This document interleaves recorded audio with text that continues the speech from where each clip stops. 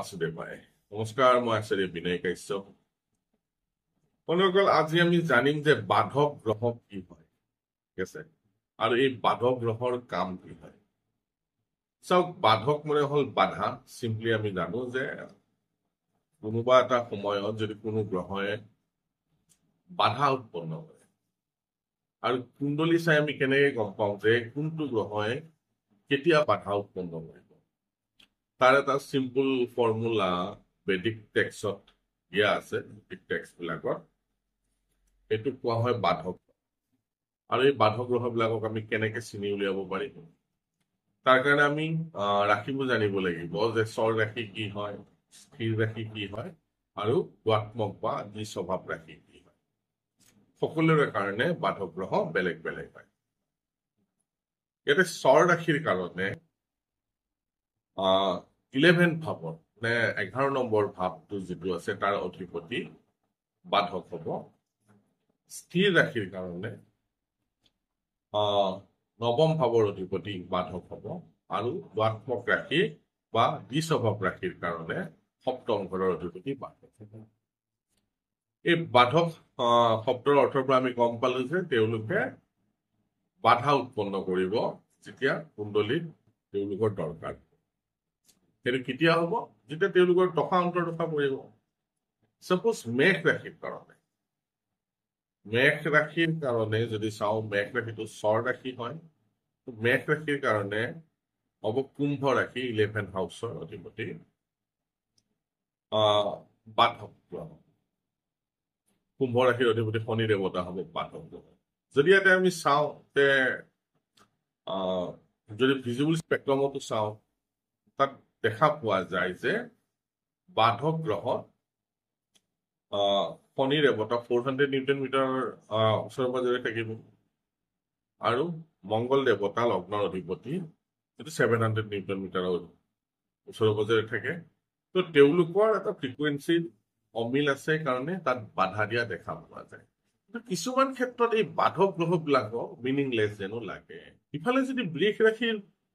পৰা আমি চাওঁ বৃষ ৰাশি হল স্থিৰ ৰাশি নৱম ভাৱৰ অধিপতি বাধক হ'ব এতিয়া নৱম ভাৱটো কি হ'ব সব নৱম ভাৱটো হ'ব শনি দেৱতা মকৰ ৰাশি আৰু মকৰ ৰাশিৰ অধিপতি শনি দেৱতা আমি জানো কিন্তু বৃষ ৰাশিৰ কাৰণে শনি দেৱতা ধৰ্ম কৰ্মৰ অধিপতি ধৰ্মৰো অধিপতি হ'ব কৰ্মৰো অধিপতি ইয়াত ক'ৰবাত নহলে ক'ৰবাত ডাউট আহি যায় যে ধৰ্ম কৰ্ম অধিপতি কেনেকে বাধক হ'ব পাৰে আৰু তাৰপিছত দ্বিস্বভাৱ ৰাশিৰ কাৰণে সপ্তম ঘৰৰ অধিপতি সাপোজ মিথুন ৰাশিৰ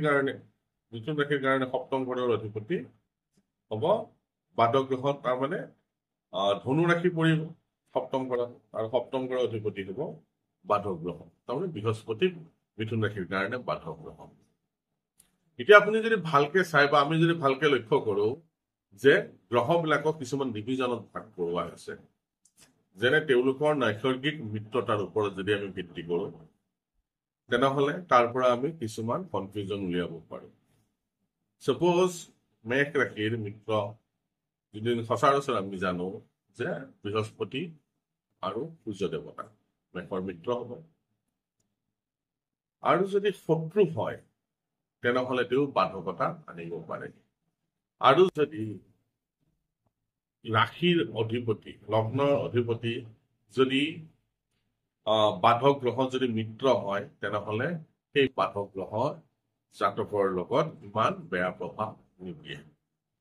সেইকাৰণে আমি যেতিয়া কুণ্ডলী এখন চাম তেতিয়া সদায় এটাই বস্তু চোৱা দৰকাৰ হ'ব যে বাধক গ্ৰহটো লগ্নৰ মিত্ৰ গ্ৰহ হ'বনে শত্ৰু গ্ৰহ হ'ব এতিয়া চাওক বুধ আৰু বৃহস্পতিৰ মাজত নৈসৰ্গিকভাৱে কোনো মিত্ৰতা নাই তেনেহলে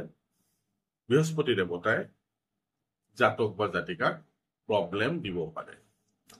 আৰু এটা বস্তু আমি ভালকে চোৱা দৰকাৰ যে যেতিয়া আমি বাধক গ্ৰহৰ কথা বিচাৰ কৰিম বাধক গ্ৰহৰ লগত আমি পঞ্চধা মৈত্ৰীটো চোৱা দৰকাৰ পঞ্চধা মৈত্ৰীত যদি বাধক গ্ৰহটো জাতকৰ মিত্ৰ হয় বা অধিমিত্ৰ হয় তেনেহলে তাত কোনো ধৰণৰ বাধকতা বা বাধা সেই প্লেনেটটোৱে তেওঁৰ দশা অন্তৰ্দশাৰ সময়ত নিদিয়ে আৰু যদি বাধক প্লেনেটটোৰ যদি পঞ্চধা মৈত্ৰীত লগ্ন অধিপতিৰ শত্ৰু হয় বা অধিশত্ৰু হয় তেনেহলে যেতিয়া সেই গ্ৰহটোৰ দশা অন্তৰ্দশা পৰিব সেই পাৰ্টিকুলাৰ ভাৱৰ গ্ৰহটো স্বৰ স্থিৰ বিষম ৰাশিৰ একৰ্ডিংলি যদি আমি চাওঁ 11th হাউচ 9th হাউচ আৰু 7th হাউচৰ অধিপতি তেওঁৰ দশা অন্তৰ্দশাত বাধকতা আহে এতিয়া টেক্সটটো লিখা আছে যে বাধক গ্ৰহে সদায় বাধা উৎপন্ন কৰে কিন্তু যদি আমি ভালকে অধ্যয়ন কৰো চাৰাৱলী পঢ়ো ফলদীপিকা পঢ়ো জাতক বৰ্ণম বা জাতক পাৰিজাত আদি যদি পঢ়ো তাত খুব ভালকে ইয়াক উল্লেখ কৰা আছে যে যদি কোনো গ্ৰহ পঞ্চধা মৈত্ৰীত মিত্ৰ হয় বাধক গ্ৰহ যদি মিত্ৰ হয় তেনেহলে বাধকতা ইমান নাপাব যদি বাধক প্লেনেটটো শত্ৰু হয় তেনেহলে তেওঁ দশা অন্তৰ্দশাত বাধা অৰ্পণ কৰিব সেই গ্ৰহটোৱে এতিয়া বাধক গ্ৰহ কি আকৌ এবাৰ আপোনালোকৰ ওচৰত আমি জনাও যে স্বৰ ৰাশিৰ কাৰণে 11 নম্বৰ একাদশ ভাৱৰ অধিপতি বাধক হব স্থিৰ ৰাশিৰ কাৰণে নৱম ঘৰৰ অধিপতি বাধক হব আৰু বিশ্বভাৱ ৰাশি বা দ্বাত্মক ৰাশিৰ কাৰণে সপ্তম ঘৰৰ অধিপতি বাধক হব আৰু ফৰ্মুলাটো কি হব যে যদি বাধক অধিপতি পঞ্চধা মৈত্ৰীত মিত্ৰ হয় বা অধিমিত্ৰ হয় তেনেহলে তেওঁৰ দশা অন্তৰ্দশাত জাতক বা জাতিকাই সিমানখিনি বাধা নাপাব আৰু যদি বাধক অধিপতি পঞ্চধা মৈত্ৰীত যদি লগ্নৰ শত্ৰু হয় লগ্ন অধিপতি তেনেহলে সেই গ্ৰহটোৰ বাধক গ্ৰহটোৰ দশা অন্তৰ্দশাত জাতক বা জাতিকাই বাধা পাব এই সৰু সৰু বস্তুবোৰ ইণ্টাৰপ্ৰিটেশ্যনবোৰ যদি আমি ভালকে কৰিব পাৰো তেনেহলে জ্যোতিষ শাস্ত্ৰত ফলাদেশ কৰাৰ কাৰণে সহজ হয় আশা কৰো এই ভিডিঅ'টোৱে আপোনালোকক জ্যোতিষ শাস্ত্ৰৰ বিষয়ে জনাত অলপ হলেও সহায় কৰিব যদি মোৰ ভিডিঅ' চাই ভাল লাগে তেনেহলে লাইক কৰিব শ্বেয়াৰ কৰিব আৰু ছাবস্ক্ৰাইব কৰিব নাপাহৰিব ধন্যবাদ